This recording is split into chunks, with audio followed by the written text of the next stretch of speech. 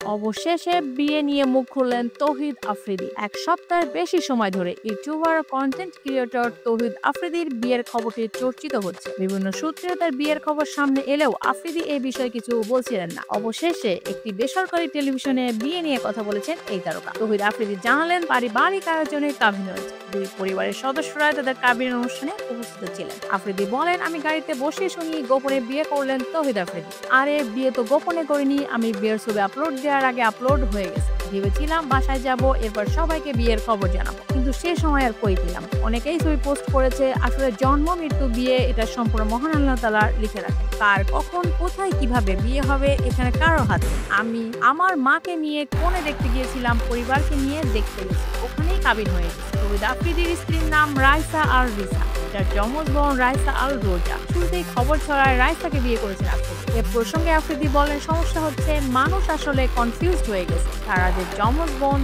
বোন হওয়ার কারণে আমার শালিকাকে অনেকেই আমার ওয়াইফ বলা শুরু করেছে। এসব একদিন থেকে হাস্যকরই লাগে। কাবিন এখন হলেও শীঘ্রই সবাইকে নিয়ে বিবাহোত্তর সংবর্ধনা অনুষ্ঠানের আয়োজন করবেন আফ্রিদি। কথা প্রসঙ্গে জানালেন, নতুন জীবনের সবার কাছ থেকে দোয়া চেয়েছেন এই তরুণ তারকা। আফ্রিদি বলেছেন, বিয়েটা একটা দায়িত্ব, সবার কাছে দোয়া চাইবো আমার জীবনটাকে যেন গুছিয়ে রাখতে পারি। আমার জন্য দোয়া করবেন যাতে সব সময় আপনাদের মাঝে এভাবে ভালোবাসা নিয়ে থাকতে পারি। আমি এখন আমার টেলিভিশন চ্যানেল মাই টিভি নিয়ে ব্যস্ত, উপস্থাপনা করছি, ইউটিউব কন্টেন্ট বানানোর কাজ করব।